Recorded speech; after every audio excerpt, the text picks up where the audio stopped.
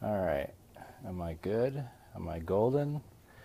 Ugh, should have had this set up hours ago. Oh, that's a kind of a nice shot. You're live. We're building an audience for you. How awesome is that? This is my first time going live. Why am I going live? Well, not only because everybody and their grandmother's going live on Facebook, but I am living the dream and supporting my art, which is my book that I have self-published, and it's my memoirs of growing up with a mother with multiple personality disorder. I guess if you're a fan of my Facebook page, you already know that. So, live, huh? Right on. Well, here's my whole spiel about what compelled me to even start writing this book, aside from growing up with a mother with multiple personality disorder. I felt like I reached a point in my life where if I did not do something different every day that was repeating itself, which was mostly a day in hell for me because of this disorder that my mother was plagued with, after so much of that, I just felt like this wasn't the whole story, and I might be afraid of the unknown, but I'm more afraid of staying here and finding out what happens if I just don't break free from this realm of incongruities. So I knew there was something else out there for me. And so that's how my book plays out. It's based on the work of a gentleman by the name of Joseph Campbell, who during his lifetime was one of the world's leading authorities on global mythology. And what he recognized is that there were similar narratives in civilizations completely unrelated to one another, regarding the sequence of events that a would-be hero or heroine experiences along their journey. And so that sequence of events he coined with the term the hero's journey. And it's found in mythologies from around the world, and Joseph Campbell's work has been the basis for George Lucas's, or rather an influence in George Lucas's Star Wars trilogy and so on. And so essentially the hero's journey consists of these following sequence of events. The first is the hero feels like this isn't the whole story, that whatever is out there, I got to figure it out on my own. And one of the best clues for figuring out what direction you're going to give yourself is, as Joseph Campbell would tell his students at Sarah Lawrence College, where he taught for 38 years, follow your bliss. You know, follow that thing inside you that only you know gives you a sense of joy, whether it's in music or the kind of people you talk to or places you want to go to or videos you want to make on Facebook. You know, follow it and don't be afraid to fall on your face along the way. I highly recommend it for everyone I know, because it's made me realize that when I've put goals out in front of me that I want to attain, and when I go after those goals, they get farther and farther away, that finally dawned on me that the journey is the goal. And so this is part of that journey, is discovering myself. And then envisioning the kind of world I want to be a part of and acting accordingly to that. And no one, well, I'm sure there's many, but I've certainly had my share of falling on my face. So that is the first stage. This isn't the whole story. I got a boogie. So second stage is crossing a threshold into the unknown. So when you are growing up with your family or whomever, a pack of wolves, that is the world of light that you know and you're familiar with. But then there's this barrier, whether it's the distance of you to your front door or the border line of your city, that represents a threshold that you, and beyond that you don't know what's out there. And it takes courage to follow that.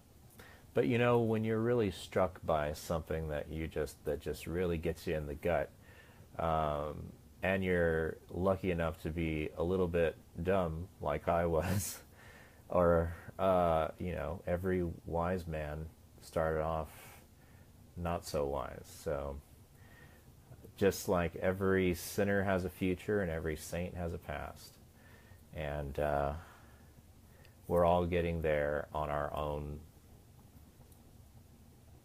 time and path and way. So my way is certainly not your way, but there are ways that have been consistent throughout time, and that goes back to the hero's journey, which is the second phase of crossing a threshold. And for me, it was following my bliss meant getting involved in the movie industry. I wanted to be an actor, and I wanted to have the lights and the red carpet and all that jazz. And so I got introduced to movies through my mom, who would always teach me that there was some kind of message in the movie every time the credits would roll. So movies were like a teaching medium to me, but they also provided an escape from the crazy world that I grew up in. And so I followed my bliss, which was the mecca of the film industry for me, and it landed me in Hollywood, USA. I lived in Los Angeles for 7 glorious years, and followed my dream, and it was amazing. And it was grooming me for what was to come, the likes of which the world has never seen before. And I'm the only one that can do that, just like you're the only one that can know what your bliss is, know when you've had enough of the same themes repeating in your life, and then having the courage to go past the unknown and cross the threshold. And when you cross the threshold, that is when doors start to open, and you start meeting people that are involved in the industry or field that you're interested in. And for me, I met people who started grooming me personally and teaching me what the Hollywood scene was like, and where to go, and who to talk to, and how to talk to people. And it was an education that has just been integral in forming my own personality and desires in life. So that's similar to how when Luke Skywalker's on Tatooine and he's like, I'm over this place, and then he's forced out of his situation because his parents are killed, and he meets a mentor, or a guru, someone to help guide him to his greater potential. And so I've had many gurus and mentors and Obi-Wans in my life that I write about in the book. And And then you, by facing your fears, you give them their proper place in your life. You know, you can avoid what it is you want, truly want, and go for the conventional because it's easy. But what you push down is going to come back up uh, with a vengeance. And I know that firsthand when I stopped following my bliss. And the left-hand path, as it's called, is definitely not for everyone, but it has certainly given me an interesting life and has taught me that value is inherent in the quality of one's character, and money is just a means to an end. But no one can take the core principles that keep us decent to one another away from us.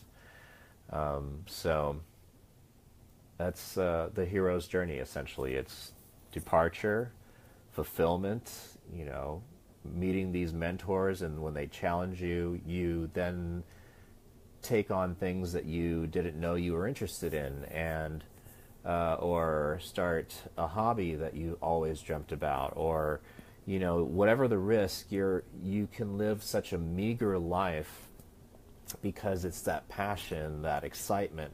Going to work at the office every day can be a bore, but when you're following your bliss and you're in it, you're like, man, how am I going to make rent today or eat today? And then just something comes and saves you right at the last minute, and before you know it, you realize that you're the captain of your own ship, and it all will behoove you to be at the helm and at the ready for whatever comes, so that you just move from balance point to balance point in this choppy ocean called life, and always stay in the center of whatever you're experiencing, and then you can survive anything. So in following your bliss and doing the things that you love, you start to learn more about yourself, and you then become a vital presence in the world.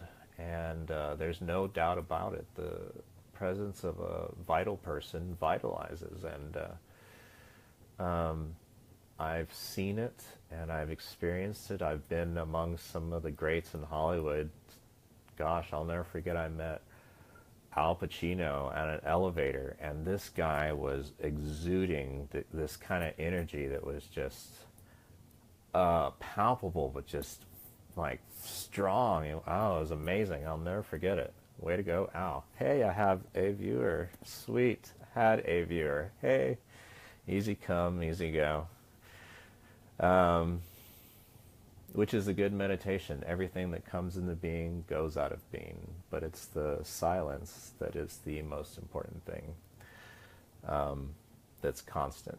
So where was I? Okay, so you start doing these things and discovering these things about yourself, and then you start to unravel this potential that is inside you that could be all kinds of things. And the more you follow that, the you know, the tallest oak in the forest was once just a little nut that held its ground. So be a little nutty and hold your ground. And eventually you'll find that as people pass in and out of your lives, the ones who consider your nuttiness normal will be there. And before you know it, what was once nutty is now just normal because that's your posse. But that's the whole point of the journey, is departure, fulfillment, and return. And what are you doing with this gift and this craft to enhance the world around you? And the first key to enhancing the outside world is not by shifting it all around. It's by altering the inside world, the inside perceptions about what you see out here. And when you change the inside, the outside automatically shifts. You know, this may be hell, but when it comes past your filter, you transform it into a heaven. And both of them exist simultaneously. They're just states of mind and points of view. So we are still spreading the word, woo, that you're alive. Well, thank the Lord. But I think I'll probably wrap this bad boy up. But this was excellent experience for me going live.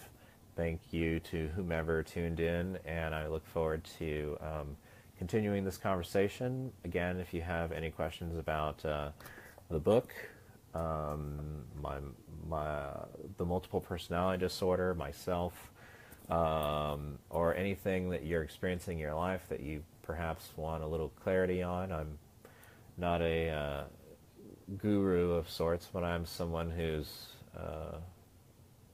experienced enough alive to know a thing or two about a thing or two. So if interested, go ahead and drop me a line or a comment, and I'd love to hear from you and can't wait to interact with you all again. Again, you guys are whom I love to spend my time with, because this is where, if I get to be myself, that means all of you mofos are definitely being yourselves. So it's been great, and hope everything stays copacetic. How do I finish this thing? Oh, where it says finish. Right on. All right, everyone. Love and aloha. Shoot.